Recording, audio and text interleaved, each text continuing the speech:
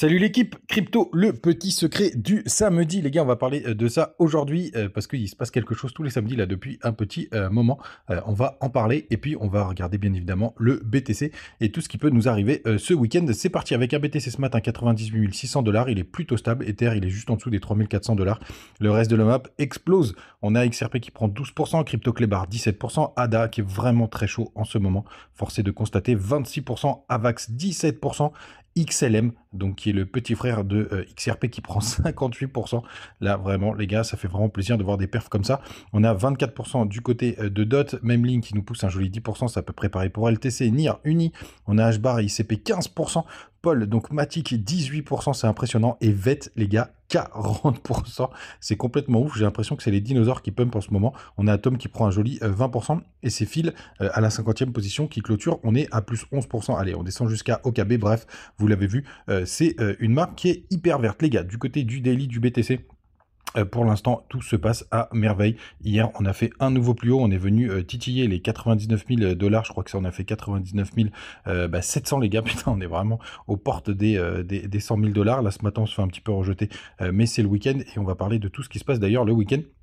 Mais en tout cas, ce qu'on peut voir, c'est qu'on a bien passé cette courbe logarithmique qui fait très très bien son job. Ishimoku, ça sert plus à rien de le regarder, les gars. Quand on est en bull run, il se passe plus rien. On a fait un W sur... Enfin, c'est pas tout à fait un W. Allez, si on peut voir un petit double bottom pour le coup en zone RSI, en zone de surachat. C'est vraiment impressionnant ce qu'on a.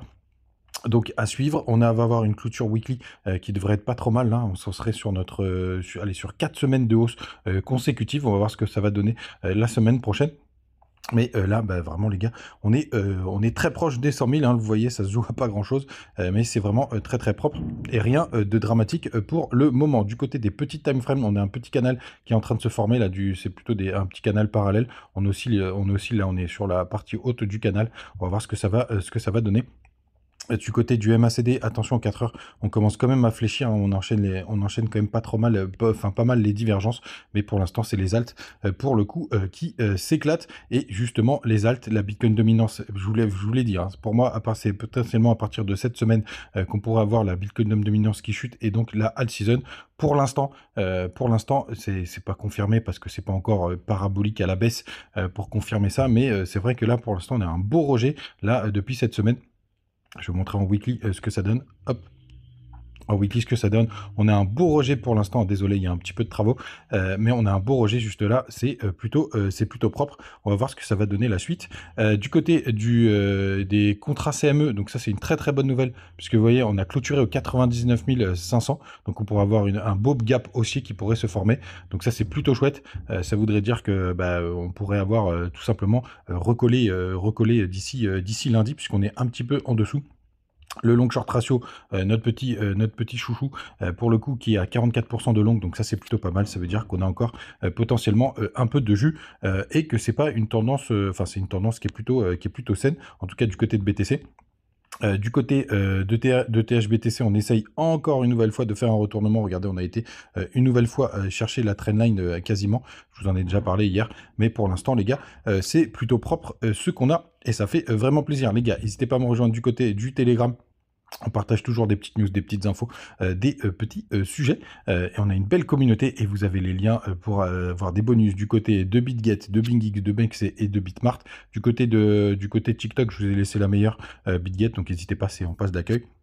Vous pouvez avoir ça. Et vous avez aussi le Twitter où je passe des petites news. Par exemple, hier, je vous ai partagé le tweet de Cryptost qui parlait des remboursements de FTX qui commenceront en janvier 2025. C'est du fiat, donc je serais pas surpris que ce soit des gens qui réinjectent directement dans le marché. Et donc ça, c'est une bonne nouvelle parce que ça permettrait de booster, de faire une nouvelle jambe, parce qu'on parle quand même que de pas mal de milliards de dollars. Ça, pour moi, à mon avis, ça va être réinjecté dedans parce qu'il y a beaucoup de gens qui se sont fait une raison. Enfin, je vous laisse découvrir mon tweet.